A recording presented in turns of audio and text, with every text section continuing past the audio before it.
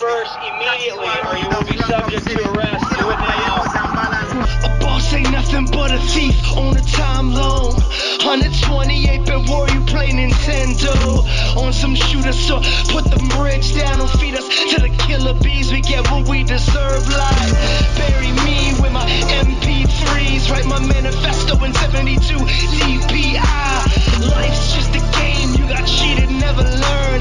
I write these songs for every bridge that ain't been burned. For every cop car that ain't been turned. Welcome to This is America, April 8th, 2022. First up, we have a special interview with somebody involved in the Certain Days calendar project, which benefits political prisoners. We are also joined on the phone by anarchist prisoner Eric King, who talks about his recent trial and the ongoing call-in campaign to support him. Also on today's episode, we bring you analysis and news, plus a discussion on the continuing investigation into January 6th and its implications within the halls of power. We got a lot to cover, so let's dive right in. New studies show that under the pandemic, global life expectancy has dropped nearly 2 years, and the poor are upwards of 5 times more likely to die due to lack of access to healthcare, and the rich are richer than ever. While workers are being rocked by inflation, the rising cost of healthcare, food, rent, fuel, and so on. As one report wrote, on Sunday, the Wall Street Journal reported that the median pay for CEOs rose to $14.2 million last year, up from a record $13.4 million in 2020. The report said that half of the companies reported wages for their workers increased in 2021 by 3.1%. However, this is less than half of last year's inflation rate of 6.7%, meaning workers took an effective, large pay cut. Another study showed that people living in the lowest income counties died at 5 times the rate of those in the highest income counties. The United States is the only wealthy nation not to guarantee health services for all during the pandemic. More than 1 million Americans have died due to COVID-19, the most of any country in the world. According to Guardian, states like California also allocated large amounts of COVID-19 relief funds to the police. As the report read, as part of the American Rescue Plan, the Biden administration's signature stimulus package, the U.S. government sent funds to cities to help them fight the coronavirus and support local recovery efforts. But most large California cities spent millions of dollars on law enforcement. Some also gave police money from the Coronavirus Aid, Relief, and Economic Security Act, adopted in 2020 under Donald Trump. For instance, San Francisco received $312 million in ARPA funds for the fiscal year of 2020 and allocated 49%, or $153 million, to police, 13%, $41 million, to the sheriff's department, and the remainder to the fire department, according to the city's controller. San Francisco also gave roughly 22%, $38.5 million, of its CARE funds to law enforcement, while Los Angeles spent roughly 50% of its first round of ARPA relief funds on the LAPD. What this means is that, for instance, in Fresno, the city allocated more than double its CARES money to police than it did to COVID-19 testing, contact tracing, small business grants, child care vouchers, and transitional housing combined. In Oakland, police allocation was greater than the amount spent on housing initiative, a small business grant program, and a workforce initiative. This reality is compounded by rising repression at home and abroad, as U.S. political elites have blocked additional COVID-19 funding while pushing for a massive war budget. Moreover, according to The Guardian, 2 years after the George Floyd uprising, and amidst calls by Biden to fund the police, cops continue to kill on average 3 people per day. According to one recent report, police have killed roughly 1,100 people each year since 2013. In 2021, officers killed 1,136 people, one of the deadliest years on record, according to Mapping Police Violence. This continuing mass death has been coupled with an increasing crackdown on houseless encampments, as the U.S. also prepares to unleash a wave of evictions. In New York alone, thousands face eviction, and the city has even run out of public defenders to represent them. In the face of this deepening social crisis, Republicans have continued to push a series of draconian social measures attacking queer and trans people and reproductive freedom. In Tennessee, the GOP has pushed a bill that would remove the bar on age for marriage. In Oklahoma, the legislature passed a near total ban on abortion, while Ohio has introduced its own Don't Say Gay bill, which Florida's governor has recently signed into law. In the face of this wave of draconian gender fascism, students have been leading the charge, organizing walkouts, protests, and rallies. Here's an update on student action since the last episode. On March 22nd, Disney employees and their allies staged a walkout from various departments to protest the company's donations to the Republican legislators behind Florida's Don't Say Gay bill. On March 25th, hundreds of high school students in New Orleans walked out against proposed bills. On March 28th, dozens of students in New Jersey took part in a wildcat walkout against bans on students flying pride flags. On March 29th, high school students in Virginia were suspended following their participation in a student-organized walkout on March 18th. On March 30th in South Dakota, 50 students walked out and took to the streets. In Jacksonville, Florida, around 70 students walked out against the Don't Say Gay bill. On March 30th, 100 students in Waterloo, Iowa walked out in protest of a bill barring trans students from playing sports. More than 100 students also walked out of class in Missouri in protest of anti-LGBTQ+ bills being proposed for the state. In D.C., students organized a walkout, as did students in Dallas-Fort Worth, where around 200 faculty, students, and community activists gathered at the University of Texas to protest the decision to close the state's only transgender youth health care program. At Park City High School, students and staff walked out of class to protest anti-LGBTQ+ legislation in Utah and elsewhere. Meanwhile, in Minnesota, risking disciplinary action and braving near-freezing temperatures, over 20 high school students walked out. On April 1st, students in Georgia rallied in front of the school against the Don't Say Gay bill. And in Montana, around 50 students walked out of class as part of nationwide protests, as did students in Dayton, Ohio, who walked out and held a rally. Then on April 2nd, anarchist students at Cypress Bay High School put up anti-fascist stickers in response to a recent far-right attack against a walkout opposing the Don't Say Gay bill. And on April 6th, over 1,000 West High School students in Utah walked out against proposed bans on trans athletes in their state. Now turning to the Atlanta forest, where resistance continues. According to a recent communique that was posted to Scenes from the Atlanta Forest, this month we sabotaged card slots of Wells Fargo and Bank of America in Center City, Philadelphia. This attack was done in solidarity and complacency with those disrupting the construction of a police training grounds in Atlanta. Cops in Atlanta want to cut down a forest to build a mock city to practice squashing uprisings. In response, individuals are occupying, protesting, and sabotaging. People have started staying in the forest and fucking with construction.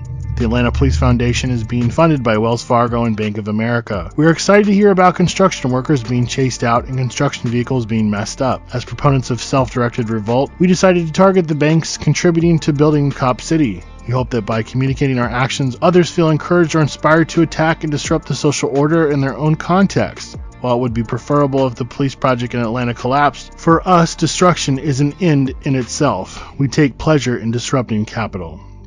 Meanwhile, in Long Island, New York, people blockaded streets in opposition to the North Brooklyn pipeline. Starbucks workers continue to organize as more workers push for unionization in various states as corporate heads raise the alarm. Meanwhile, Amazon workers in New York had a historic victory against a massive union-busting campaign following a successful unionization vote at a warehouse in Staten Island as corporate continues to try and crack down on unionization efforts. In West Palm Beach, Florida, anarchists marched in solidarity with the Coalition of Immokalee Workers, protesting Wendy's for their refusal to address concerns over wages, conditions, and sexual assault. Anti-racist and anti-fascist counter-protesters mobilized against a group of white nationalist groypers speaking at a college Republican event at Fresno State in California. Community members also held a counter-protest near Salem, Oregon, against a far-right event which brought together QAnon supporters, COVID conspiracy theorists, and grifters like Eric Trump. The event was followed by a groyper-organized event celebrating Anglo-American identity, which was disrupted and reportedly shut down by protesters. Also in San Marcos, anarchists dropped banners denouncing neo-fascist millionaire and Fox News conspiracy troll Tucker Carlson, who spoke at a far-right megachurch. Finally, there's an ongoing call-in campaign in support of anarchist prisoner Eric King. Please make calls and send emails. And shout out to the folks in Orlando, Florida who dropped a banner in solidarity with King. And now for some upcoming events. On April 9th, there's a really free market in Cambridge, Massachusetts. On the same day, there's the San Antonio Anarchist Book Fair in Texas. On April 19th, there is a webinar put on by the Campaign to Free Jessica Resnick entitled Fighting the Criminalization of Water Protectors. Find out how to register on our show notes. Eric King has a trial report back from the Civil Liberties Defense Center online in a webinar. On April 21st, find out how to join on our show notes. From April 22nd to the 23rd in the Atlanta Forest, there is a Singing Ourselves Back Together 2-day event featuring community members, local residents, and forest defenders. Check our show notes for more information. On April 23rd, there is the Pacific Northwest Mutual Aid Spring Fair in Seattle, Washington at Cal Anderson Park. On May 1st, there is the Denton Anarchist Book Fair in Denton, Texas. From May 8th to the 15th, there is a call for a week of action to defend the Atlanta Forest. From May 20th to the 22nd in New York, Woodbine Social Center and Symbiosis will host a regional gathering in New York City. June 5th, there is the Bay Area Anarchist Book Fair in Oakland, California, featuring workshops, speakers, tabling, and more. From July 29th through the 30th, there is the Jewel Power 2022 conference. Check out our show notes for more information. From August 6th through the 7th, there is the Montreal Anarchist Book Fair. On August 13th through the 21st, the Institute for Advanced Troublemaking is hosting the Anarchist Summer School. Apply by April 22nd. And finally, if you value What's Going Down as an autonomous media resource in times of crisis and you have the means, please go to itsgoingdown.org/shop. Again, that's itsgoingdown.org/shop and sign up to donate monthly or give us a one-time donation. If you enjoy our work and you want to see us continue, please tell a friend about us, subscribe to our RSS feed, follow our podcasts on different platforms, listen to us on the radio, and if you enjoy this show, be sure to check out other amazing content on the Channel Zero Anarchist Podcast Network. That's going to do it for us this week. Enjoy the discussion, enjoy the interviews, and we will see you soon. So my name's Josh, he, him pronouns. I live in Baltimore, and I've been involved in political prisoner support work and social justice work for about a decade or two now. I'm a member of the Certain Days Calendar Collective, which we're going to talk about today, and the Children's Art Project with Oso Blanco. I'm also a member of Eric King's Defense Committee, and he and I are working on a book where we interview political prisoners now. And I also work in communications with the Zen Education Project. Awesome. Well, thank you so much for coming back on the program. It's always great to hear from you. Well, let's talk about Certain Days. What's changed? Before we started recording, you said the pandemic has obviously had an impact, and also some good news. Some people inside that are part of the collective are now outside. So tell us about what's changed and what we can expect for the calendar in 2023. Yeah, absolutely. So we just released our call out for 2023, looking for art and articles for the new calendar. But like you said, a lot has changed in the last few years. All of our original founding members have been released from prison. Herman Bell, Seth Hayes, rest in power, and David Gilbert most recently. So that leaves us with Sundiata Acoli, who's a political prisoner in Texas, as our only current inside collective member. And then we've also had some changes on the outside. A few people have stepped back or been not as involved as previously, and we're just kind of looking. We're also looking to grow and to get some new eyes, some younger eyes involved. Yeah, that's pretty much what's changed for the most part. But we are still proceeding ahead with our, I think it's the 23rd calendar at this point, 22nd, 23rd calendar. And we are not doing a theme this year. We normally do a theme for the last, I think, 10 to 12 years. We've done a specific theme and looked for artwork and writing based on that. But instead this year, we've decided to do an open theme, and leave that up to the people doing the writing, doing the artwork, to just submit what they think is best, what they think is most relevant right now in terms of abolition and, abolishing prisons as they are. Do you feel like you all will, in the future, take on more collective members from people on the inside, or is that just an evolving process? Yeah, it's a great question, and yeah, it's an evolving process. We definitely want to. We've reached out to several people who we thought would be ideal fits. Some of them are either older and facing their own physical issues, mainly Sundiata Acoli and Mutul Shakur. And then some people were just busy with legal work, but we are still reaching out to people to see who wants to be involved. Well, you mentioned, prisoners that have been in for so long, and I know we've talked about that in the past. Talk about some other prisoners that, have been in for a long time that, people are fighting for compassionate release. Sure. Yeah, there's so many of them at this point. Like I said, Mutul Shakur and Sundiata Acoli kind of come to the front of my mind, at least. They've been in prison for 30, 40 years, something like that. Former Black Panther members, or Black Liberation fighters. And yeah, they're elderly. They are not given the medical care that they need in the prisons or within the prison system. And, at this point, if they're not released, they will die very quickly behind bars. Or as the case with Russell Maroon Shoatz, who was released in Pennsylvania, who died within a few weeks of compassionate release. But there's also others. There's Rochelle McGee in California, who's actually been in prison since I think the early 50s.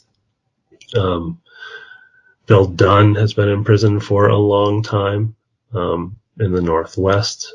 There's a ton. I'm sure I'm missing some. Obviously, the Virgin Island 3, who are also still fighting to get out. They've been in prison since the early 70s. Yeah, there's way more than there should be. Does the more people that come out, political prisoners that win compassionate release, does that put more pressure on to release those that are still inside? I think so. I hope so. I think time will tell. Hopefully the same effort that was behind getting so many political prisoners out in New York State can be behind Sundiata Acoli, Mutul Shakur, so many others that are still inside. What's Mumia's status right now? Good one. Yeah. How did I miss Mumia? Last time I heard, he's not doing great. His health is still deteriorating. I don't know any particular avenues towards getting him out at this point, but it is still a struggle. Same with Leonard Peltier as well. I didn't mention him, but pretty much the same thing here. Same thing. Well, we wanted to also talk about a couple anarchist prisoners. Eric King just had a trial. This seems historic, right? I mean, he won. He won, yeah. It was. Yeah, I mean, your thoughts initially just on the end of it. I mean, this isn't the end, but just this chapter closing. Sure. And I think that's important to point out that this isn't the end, that he, Eric's still in prison. He's expected to be released in December of 2023, so about a year and a half from now. But if he had lost this case, he would be facing an additional 20 years in prison. So it is a big, big win, but it's also important to keep in mind that he's still now and for the next year and a half, at least, at the hands of the same guards that he just won a case against. So the retaliation is real, and they have the ability to put him anywhere in the country that they want to.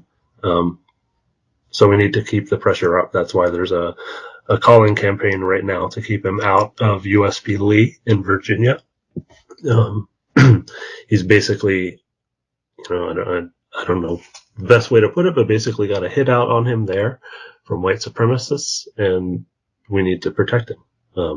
He's been faced with violence the entire time he's been in the prison system, and he needs us now more than ever. What are your thoughts on the judge even commenting on moving him, blaming a bird for the destruction of his personal property? I mean, there was just so much that happened. It was like every night they were screwing with him during the trial, and the judge was just like, I have never seen anything like this before.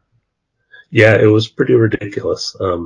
My partner and I listened from Baltimore. Luckily, you could listen in, and at one point I think there were over 100 people listening in, which just goes to show the amount of people that are paying attention and do have their eyes on this.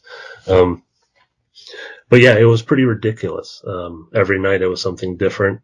Like you said, the prosecutors basically said that a bird flew in and knocked some coffee on his paperwork and also somehow flooded his cell, destroying most of his belongings.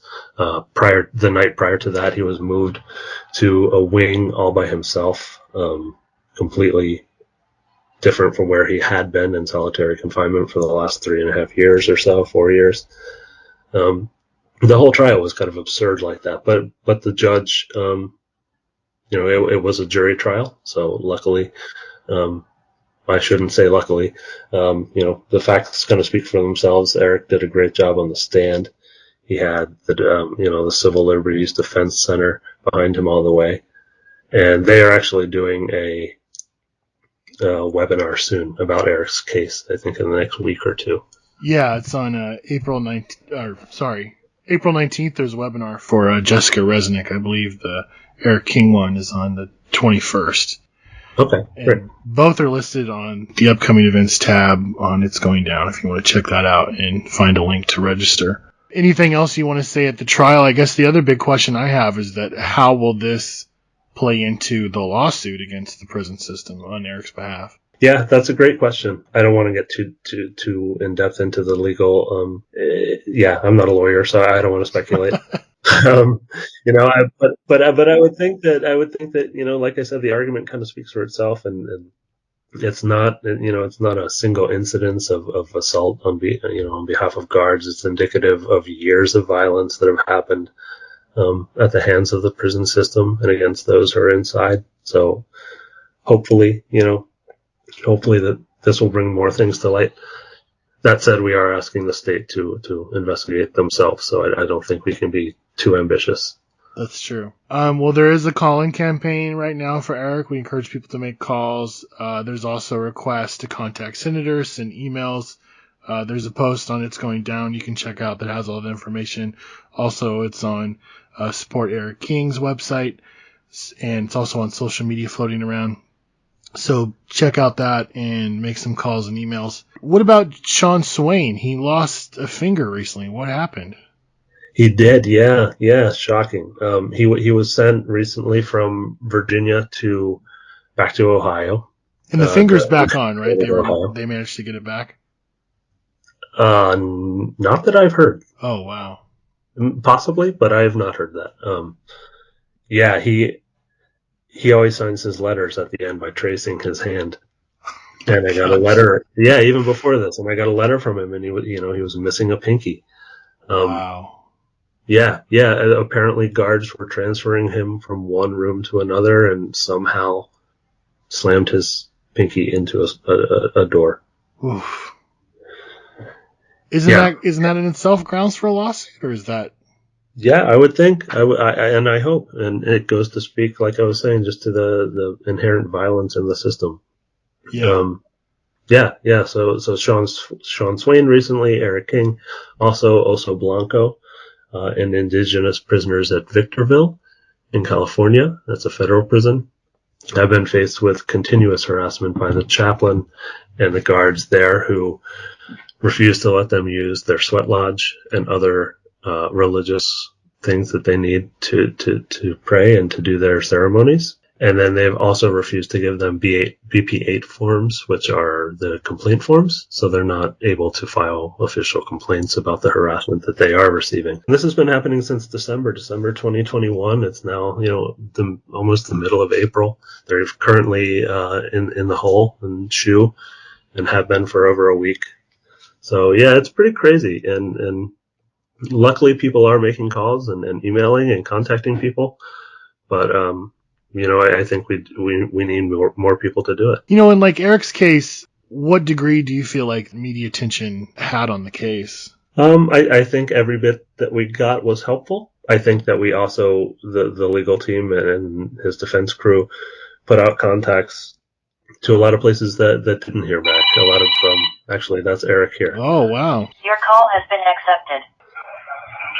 Hey, Eric, you're live on IGD. Oh, cool. Hello. Just sitting in a shitty-ass county jail, talking to friends. Friends in this case, you guys. Okay, so Eric, what do you think people need to know that are listening to this? What's most urgent? Right now, what's most urgent for me is this calling campaign. I need people to know how serious it is that we put pressure on the BOP, that they understand that our sustained effort, not a one-day or two-day effort, but sustained effort can really, really help potentially save my life, save my health, save mental health, these are things that we can do, and if we just do it, like people need to know the value of this work. That even though it might be boring or like not as exciting, it is still valuable work that could save a comrade, and that's super important to me. And I think that's valuable. What kind of things do you think they would be doing to prevent your release? The things that we know are coming or that they're capable of doing are the things that they've already done. So like they've set me up to get jumped. They've had guards attack me.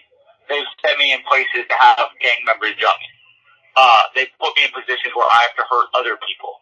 They put me in positions where I have no contact with my family, no contact with the world, no video visits, no emails, no phone calls, no normal visits, no mail. So they put me in these positions where I can't reach out to the world and let people know what's happening. And when you're in the dark, they can do whatever they want to you. And we've seen them do it. Like, I've been put in the hospital by these cops. Like, I've had my face kicked and punched by these people. And that's what we're trying to keep a light on for. Like, that's why we have this campaign, is to make sure people keep their eyes on the Bureau and not let them off the hook for nothing. Not for 1 second. How have you managed to stay strong during all of this, Eric? Oh, God. Good support, good friends, good family. I've got an amazing wife who cares and keeps me human, for real. That way I don't turn into some monster just constantly living off the fight survival mode. And I've got great comrades. I've got people that legitimately have shown me love, including Josh and Olive and Brian and Dan. Like, these people, and Sandy, these people that fight for me to the death, that keep me not only safe and mentally engaged, but also human. And when you know that people are backing you, it's a lot easier to back yourself, so you know you're not alone. Any requests for your upcoming birthday, Eric? My birthday in August? Yeah. Any requests for your birthday? How about that? My request for my birthday is the same request I have on every birthday. Come August, where I am, direct action in the name of anarchy and anti-fascism. Right on. Direct action in my name. That's the best birthday present I could ever ask for. Eric, do you want to talk about what it's like at the jail right now at Grady County? Yeah, the jail, honestly, the jail for a lot of people sucks, but for me it's sweet, because I don't have communication in normal prison. So here I get to email my friends and family. I get to talk on the phone. I get to send messages. I did have video visits, but my wife was playing me the Final Shaw podcast, and they got rid of our video visits for that. But it's just a jam-packed house. There's 30 people in this room that probably should only hold about 15. And we're stacked 3 deep, 3 on top of each other. And we get bologna and cracker sandwich every night for dinner. And expensive as commissary. But honestly, like, everyone else hates it. I wish I'd stay here for the rest of my bid if I could, because of the communication. I get to talk to the world from here. And I wouldn't be doing this interview from prison, I can guarantee you that. So, for me right now, we got a good vibe here. There's bros from Kansas City here. There's people of all races just getting along. So this is a fun little positive environment for the most part. This is a fun environment for right now. Eric, can you or do you want to talk more about how the neo-Nazis and racists act as kind of like the arm of the guards inside? Oh my God, absolutely. So those dudes hate the guards too, but they hate them only to the extent of like, what are you doing to stop me? Some of the old brigade have it different, but what mostly happens is they're going to police you. Like, these Nazi trash are going to police you. They're going to decide who you can talk to, who you can hang out with, who you eat with, who you work out with, and if they don't like you, or if they don't like what you're doing, they're going to do the prisoner's job for you and fuck you off. If you're causing problems for the staff, like if I wanted to do a protest at a federal prison, let's say a penitentiary, and I was going to lead this protest, if the administration didn't like it, they would go to these the white gang dudes and tell them, like, hey, if you guys don't get him in check, we're going to search your unit, or we're going to put you guys on lockdown. And those motherfuckers would be the first ones to put knives between my ribs on behalf of the administration, because I was interfering with the administration's ability to function, and then they would make it to where they interfere with the gang's ability to make money. So they work hand in hand. If you want to make money, you control your people is essentially what the Bureau does. and it's not a secret. Like they don't. How do I word this without getting myself fucking killed? There's not the revolutionary attitude that every cop is our enemy. It's, I want to make money and I want to do drugs. And if you interfere with that in any way, including by bucking on the system, you're going to get your fucking head kicked in. And it happens. It happens a lot. Or if you don't wear your boots to the shower, you might also get your head kicked in. Prison sucks. Hashtag prison sucks. Have you seen any sort of retaliation since the trial? This whole goddamn transfer is retaliation. Me having damn near low points and them finding a way to justify a maximum security, not even a high security, but a maximum security management variable to swindle me back to a place where we know what's coming. That's retaliation. That's how they get back at you. They're not going to do it directly. They're going to let the prison do it. And so there's no justification for this management variable. There's no justification to send me back there. But that's how they get their get back is by finding these weird bureaucratic policies that they can do to fuck you up. They made sure when trial was getting close and it looked like maybe the government's case isn't so tight, they put me back on a communication restriction. They took my mail again. They said they were going to get rid of my phone restrictions. They kept those on there, so I still can't use the phone. And then you send someone back to a place where he's not going to have any communication with his family. That's retaliation. That's what we're fighting against. Like, they don't need to fuck me up because they can make it to where other people can. There's no way I can let people know. Anything else you want to talk about, Eric? I need to re-stress that the sustainability of this calling campaign. Now, like, we're adding new names, we're putting out new videos, we're putting out pictures, we're asking for people to keep expanding this campaign because, and I said this kind of earlier, I don't want the Bureau to be let off the hook. So, even though I'm in Oklahoma right now, I'm going to be in Virginia, like, people calling their senators in Missouri or Kansas or Nebraska or Maine or Maryland, like, call who's available for you and put the pressure on them. This is a re-election coming up for the Senate and Congress. Put pressure on these dudes. Like, I'm your constituent. Keep my friend alive. You fund the Bureau. Make this right. So it's the sustainability and updating and just a continuance of this struggle that, like, we saw it with the George Floyd struggle where people came out not just one day, not just 2 days, but every day. And I'm not comparing, obviously, my situation with George Floyd, like the fucking pigs murdered somebody, but I don't want them to murder another somebody, me. And so with sustained struggle comes, or can come, positive results. And so that's what I would stress to everyone is please show up as comrades. Please show up however you can with letters, phone calls, emails. If you got a fax machine, I know Daniel's been faxing everybody. Other people have been getting a hold of their senators daily, talking to their aides, talking to these case managers. Get on them. If you can find someone who works at the BOP and their address, I don't care what department they're with.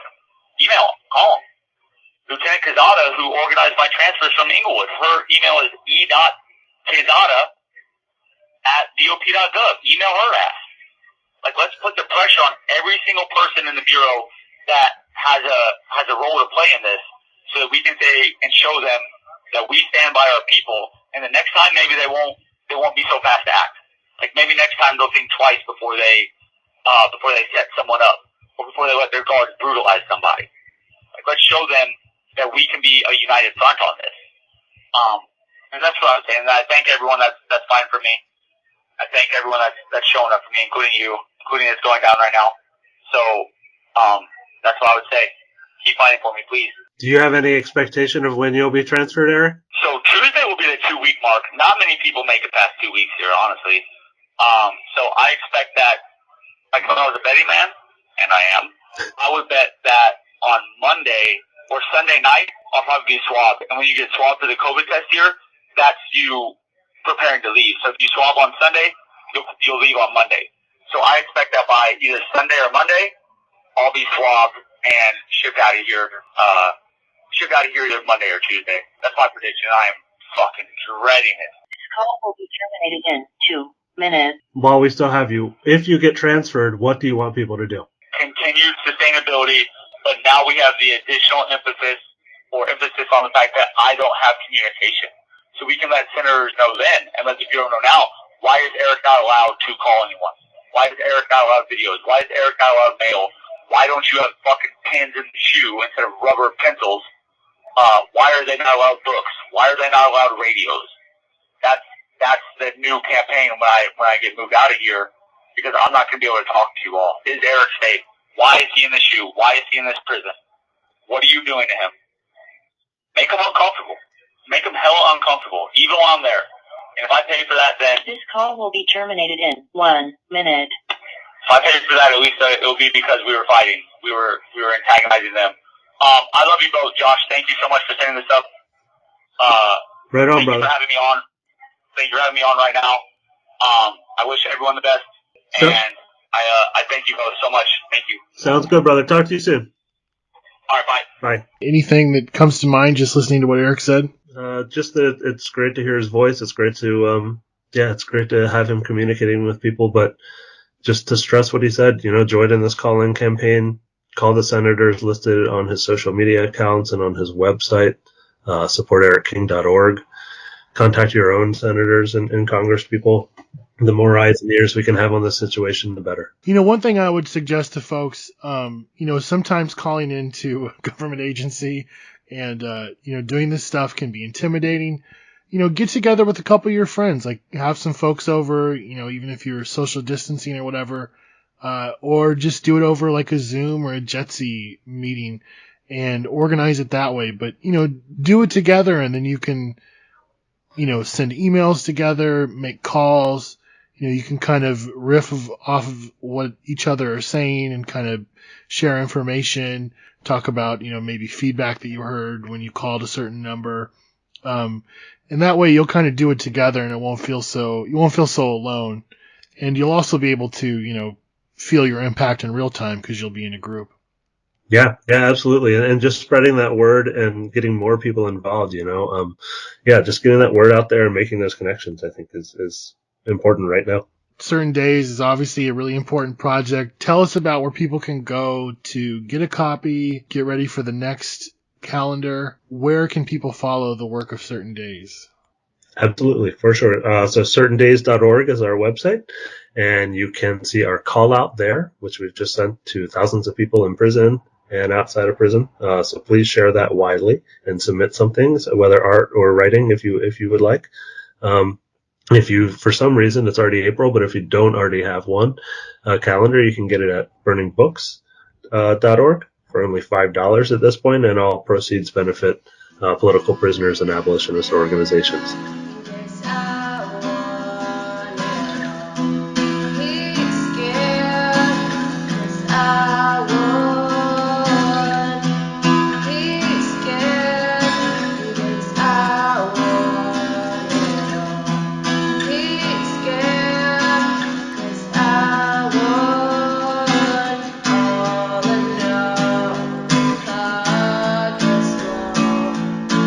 Six color fiction.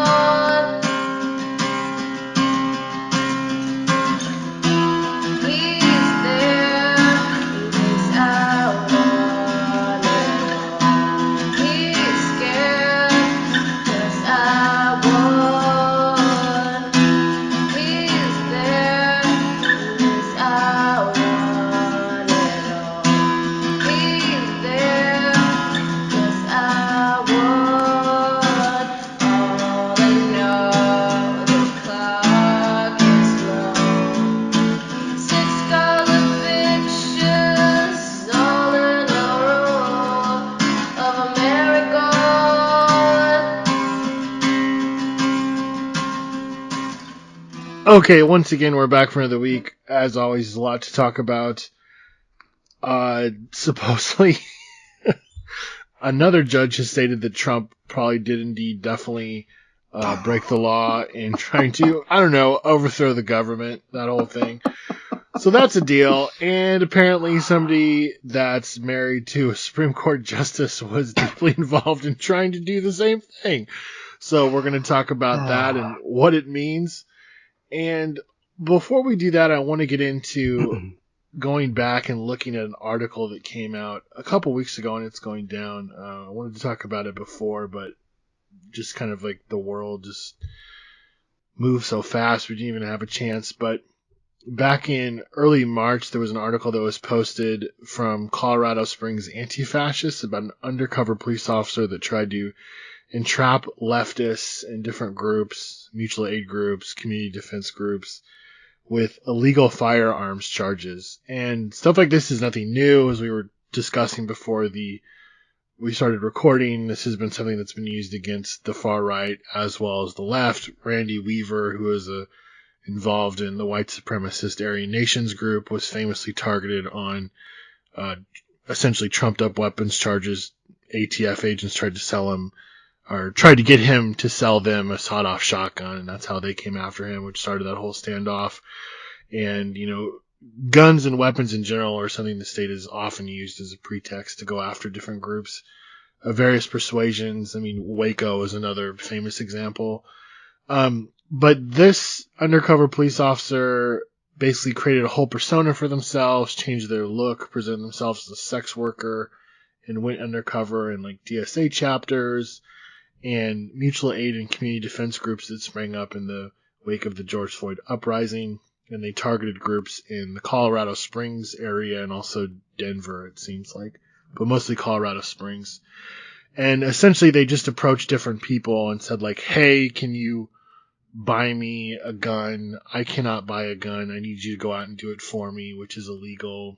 And then they would try to entice them into different schemes involving like either stolen weapons or illegal weapons and stuff like that. And if these people that they approached turned them down, and basically this person didn't really get anywhere, although some of the groups that were targeted with infiltration were later like arrested on really trumped up like charges, literally like protesting on a sidewalk and stuff like that.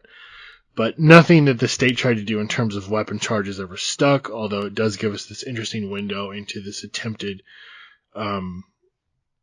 operation by the state. And of course, this is also in an area where there's like a high amount of Proud Boy activity, militia activity, far right organizing. So again, this just shows, where the state's head is at, in the midst of, ongoing rebellion. Of course, it's interested in looking at movements from below and repressing them as opposed to physical threats to the actual public. But one of the things I wanted to get into was just kind of the response this got on social media from a lot of folks. And a lot of the refrain that we saw was people basically saying like doubling down on distancing themselves from the public, like being very, kind of like trying to like be very cautious around new folks and like extreme vetting and stuff like that.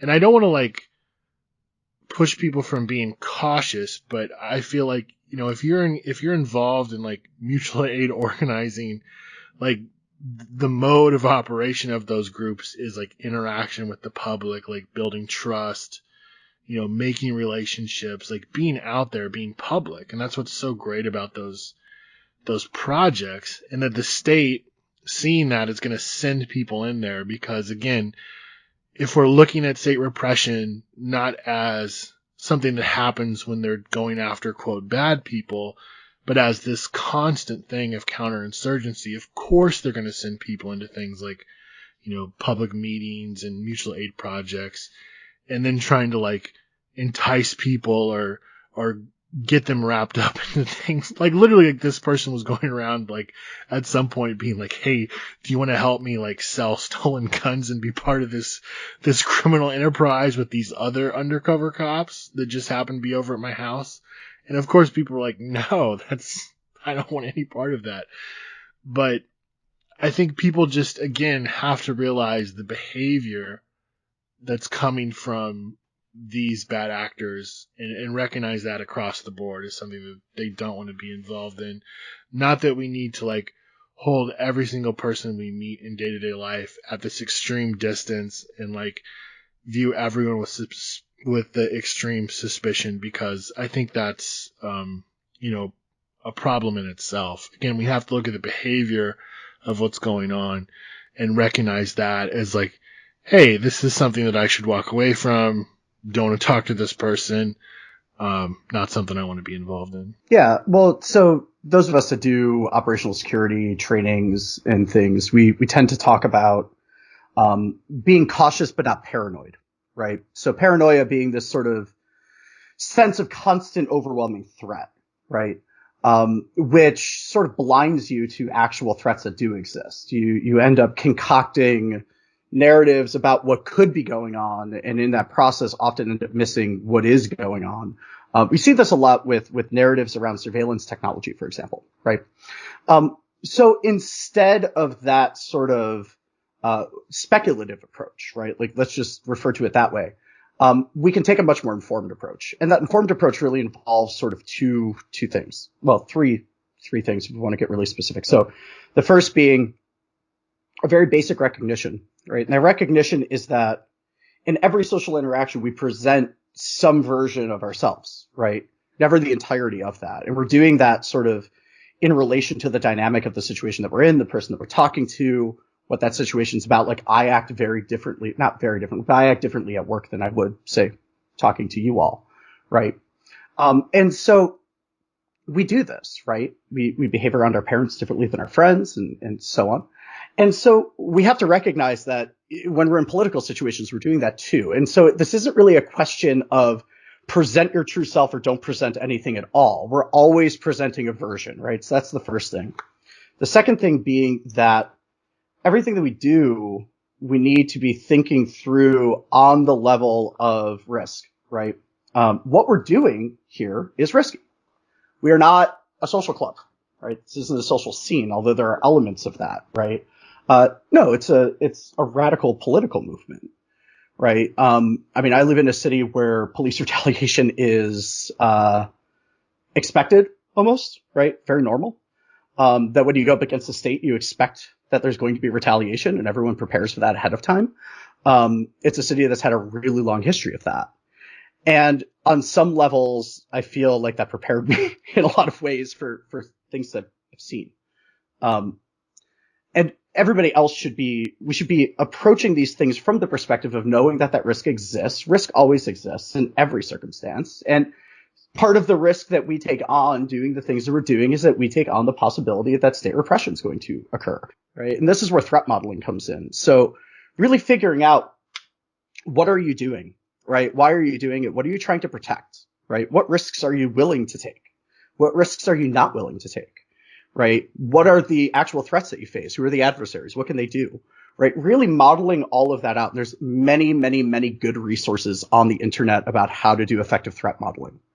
So instead of this anxiety-driven speculation, which is an understandable response, and we have to be able to approach this with care and awareness and intention and visibility, and not speculation and fear and paranoia. So a judge has ruled that he probably was involved in trying to overthrow the election. What does that mean? That seems like a pretty big deal. A judge just saying like, yeah, the sitting president was involved in a vast conspiracy to probably overthrow the election and most likely did very much, break all these laws.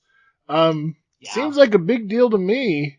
Again, the question is Trump actually going to face any repercussions for this? Yeah, so let's get back to where that ruling came from, right? So I know a lot of people are talking about this very specific part of the ruling, but the actual ruling itself, I think, is more interesting in a lot of ways for what it says and just how certain a judge is that crimes were committed here. So the case was about a court motion that was filed by John Eastman. Now, John Eastman, we'll talk about a number of times, I think, probably today. But John Eastman is a conservative legal scholar, right? I think he used to work at the Department of Justice at some point.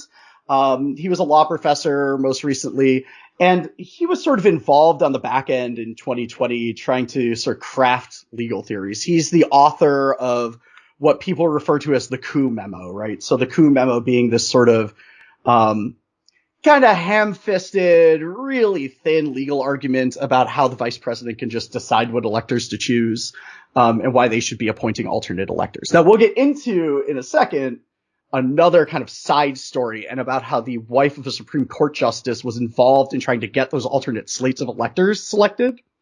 We'll get into that later. But anyways, John Eastman filed this motion saying that he should not be able to be compelled to give over his emails because he had an attorney-client relationship with the Trump campaign, and that to give over these emails would violate attorney-client privilege. Now, attorney-client privilege is one of these things that has conditions, right?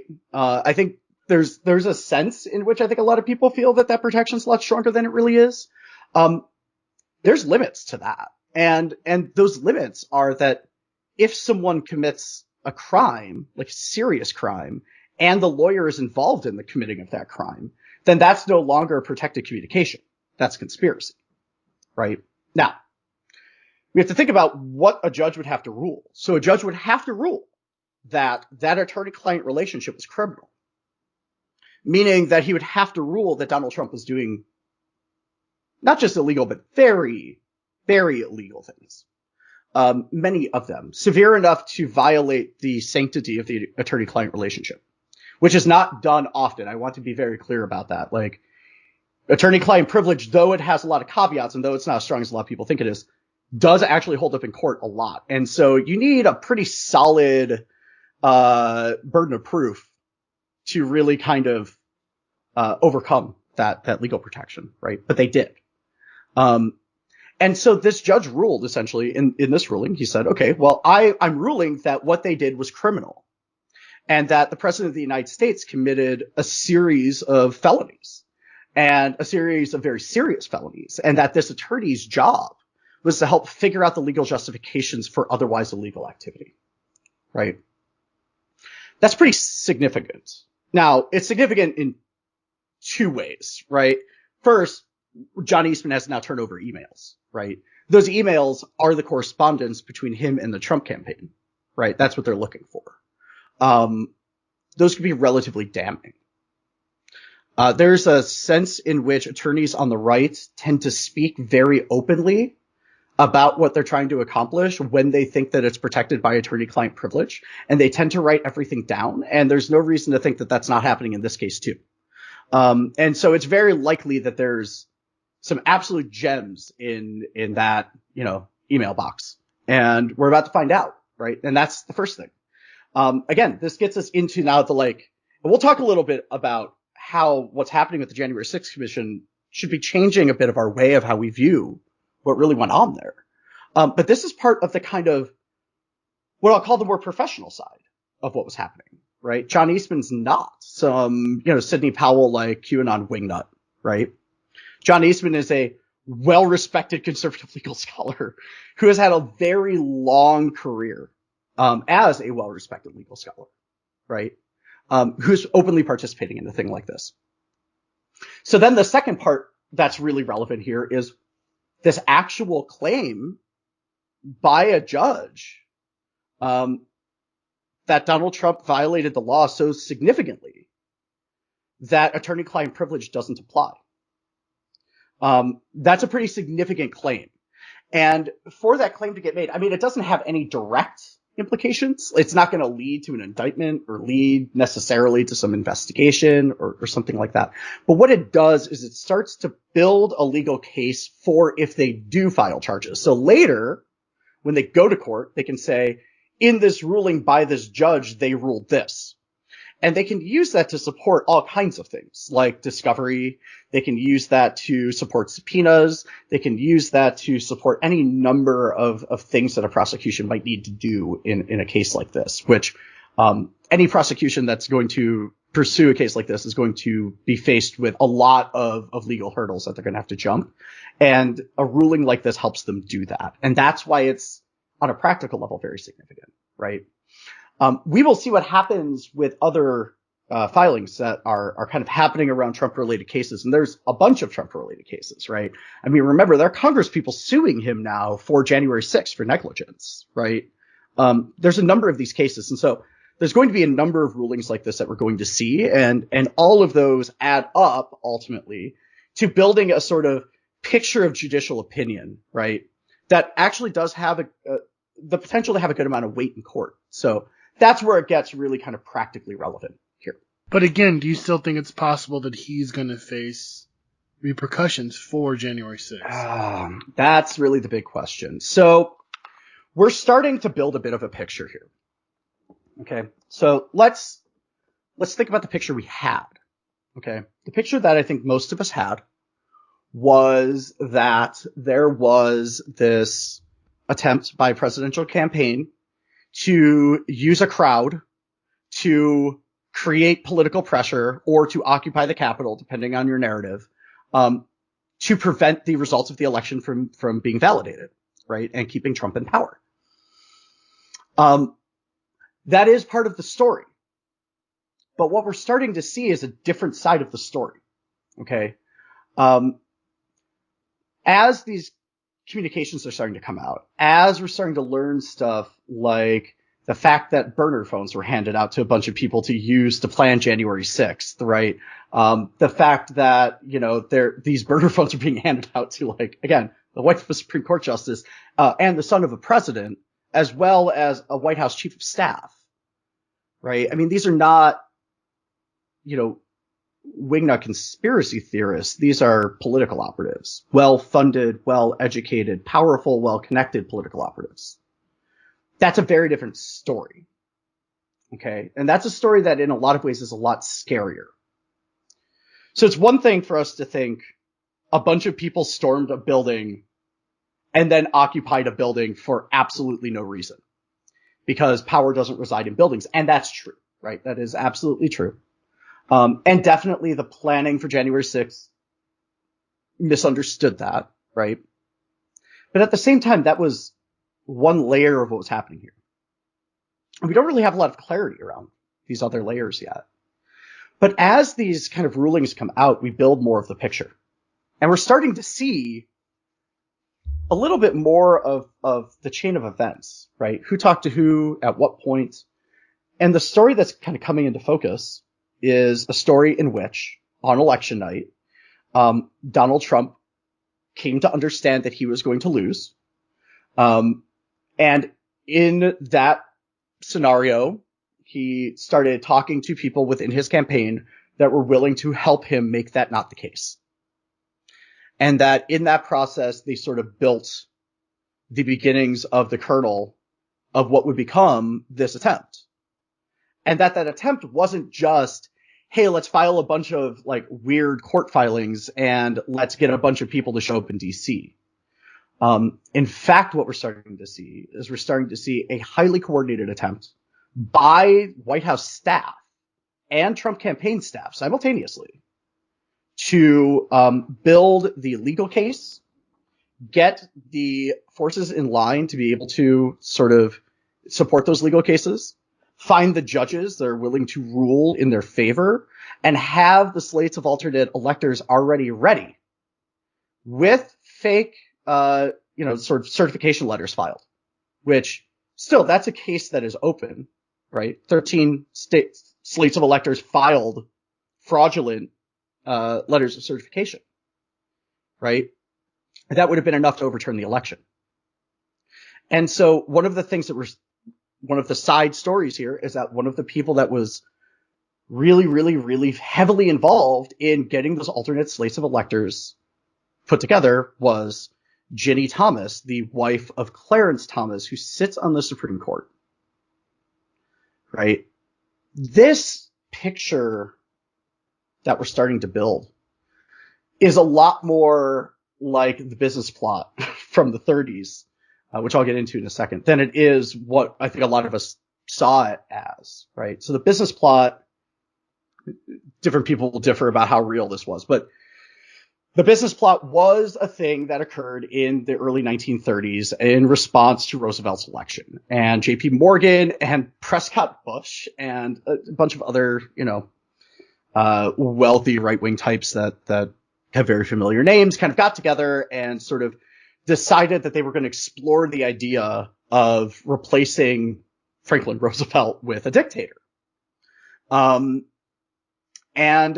in this process, at some point, they had a sort of representative who approached Smedley Butler. So I'm sure a lot of you listening to this know the name Smedley Butler. So General Smedley Butler was a Marine Corps general who gave the War is a Racket speech, right? Which I'm sure a lot of people that are involved in activist circles or have been for any amount of time have probably read at some point or another, right? It was pretty standard reading in the anti-war movement, for example. They approached that Smedley Butler, and this was prior to Smedley Butler giving that speech, when they thought that he was a loyal soldier. And they asked him to be involved in this thing, and he went public with it. Now, the business plot, what was unique about the business plot is that it wasn't a coup in the sense of involving the military, right? Instead, what they were doing is they were going to set up all of the administrative support that they needed. They were going to put all the legal arguments in place. They were going to get all the judges they needed to be put in the positions that they needed to be put. They were going to manipulate electoral systems. They were going to do what they needed to do to take power. And to cover for that attempt, they were going to get thousands of World War I veterans to go to Washington, D.C. and camp out. Now, that did happen.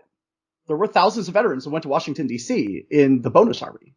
But it had been disconnected from this sort of plot by that point, right? And was sort of operating on its own. The idea with Smedley Butler is that he was supposed to go into the sort of bonus army demonstrations and sort of steer them in the direction of overthrowing the government and allowing these people to come in and take power, with him being the sort of figurehead, right? Like, that's what they were proposing. And that's what he revealed to the press. That's a lot more like what we saw in January of 2021. That's a lot more like what we saw in January 2021. That's a lot scarier. That means that there were people who have long careers, have long-standing relationships with the Washington inner social circle, who are wealthy, well-educated, well-connected people, who not only were entertaining this idea, they were actively trying to make it happen. Right? That's really different. Literally the partner of a Supreme Court justice. Yes. Mm-hmm.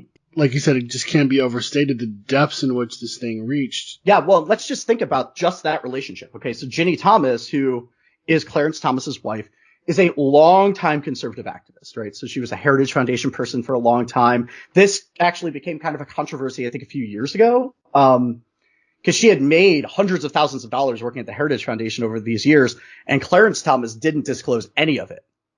And he said that his wife made no money, and so didn't disclose any conflicts of interest, because he ruled on many cases that involved the Heritage Foundation, right?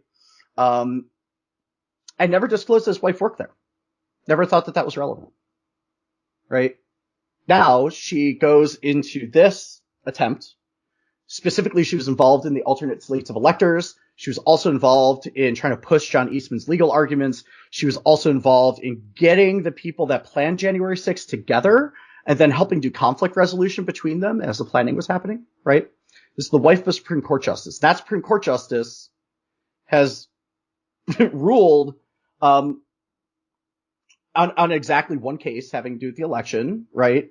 In a way that's really interesting. So most of the rulings that came around the election, he ruled the way that you would expect, right? Clarence Thomas to rule.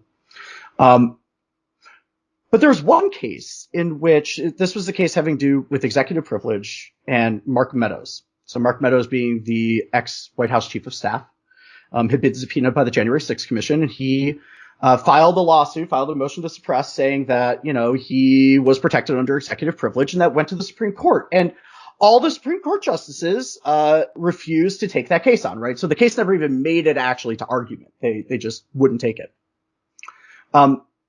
Every single justice except one voted to not take the case. And that one judge was Clarence Thomas. What's really interesting about that is his wife's text messages were part of those text messages that he was essentially voting to suppress. Never bothered to mention that to anybody. We found that out this week when people finally got those text messages and finally saw Clarence Thomas's phone number in those logs, right? That's really concerning. We have a Supreme Court justice who very specifically made a court ruling to cover for the fact that his wife was involved in what was not an actually unrealistic coup attempt. That should be really scary to everybody. It should be really scary to everybody. Yeah, it's almost like appointing like 8 people as the supreme laws of the land to dictate morality and, whether or not you can have access to, I don't know, basic health care or anything is, a bad way to maybe run, some massive area. Yeah, maybe just a little bit. Well, and now we're starting to see, I think, really basic things, right? Like a lot of American politics is grounded in this notion of sort of neutral rationality, right? That like judges and government bureaucrats and appointed officials are, kind of, rationally neutral, right? They kind of make the most rational decision. And I think for a long time, we all knew that that wasn't true, right? But the court system has really militantly tried to hold up that image that they are politically disinvested, that all of their political opinions are really a derivation of their legal theories. And, what they're doing is they're really trying to enact a specific legal theory, within the American legal system. And, that's all really transparent, right? But all of that is to cover for a very basic reality, which is that judges have politics and therefore are ruling based on those politics. All of them are, right? They're not neutral. Nobody is. And so here they are as judges, and as a judge, they have the right, quote unquote, to impose their arbitrary will on us because they get to wear a black robe and have a lot of police that will impose that will, right? But at the end of the day, they're not any more neutral than you or I are. They're just as invested as the rest of us are in whatever we feel we're invested in. And in the case of Clarence Thomas, that was covering up for a coup attempt. That should be really concerning to everybody, especially when we start to combine that with the fact that there's an active attempt right now that is, again, relatively well organized and relatively well funded to get pro-Trump candidates elected to things like state attorney general's offices and boards of election. The entire idea of the kind of liberal vision of the pushback against the attempt in 2020 was that the courts got in the way and the courts really prevented Donald Trump from being able to do this thing, right? Which was always the refrain, too. Remember when Trump Yes. went into office? Oh, don't worry, the courts will handle it. The institutions will be there to block everything, which is ironic in some ways. Well, I mean, it's ironic in many ways because it's those institutions really which have held up the vestiges of Trumpism. I mean, look at right now. We're literally bringing in Ukrainian refugees while at the same time we're upholding literally Trumpian policies that were put in place by a white nationalist, Stephen Miller, in order to justify barring people from Mexico coming into the country using COVID literally as an excuse. Yep. Title 42. Yeah. Right. And so there's this structure that we're seeing in which the judiciary's sort of, the veneer of the judiciary as being a neutral site of rational discourse is disappearing.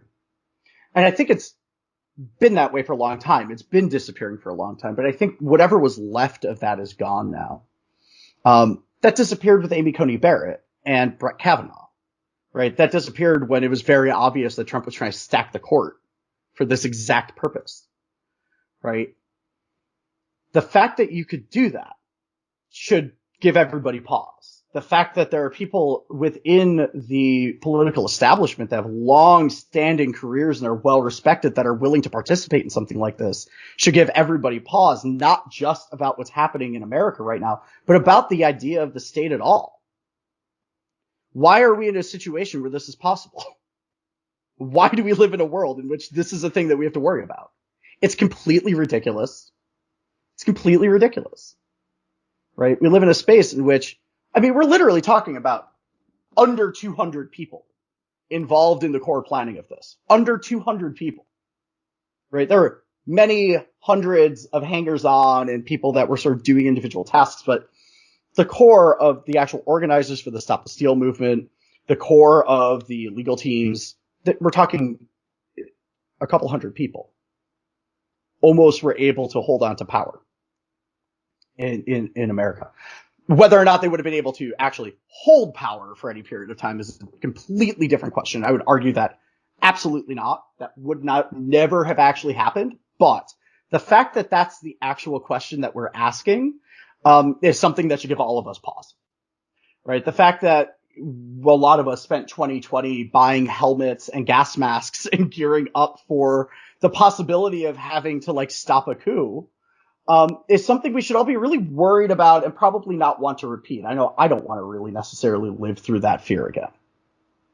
But if we don't do something really significant to change the way that we live, we're going to be here again and again and again and again, right? Once the veneer is gone, it's gone forever, right? And the idea of an America in which all politicians are on the same side and they're all trying to uphold the ideals of liberal democracy was never true, but is obviously untrue now.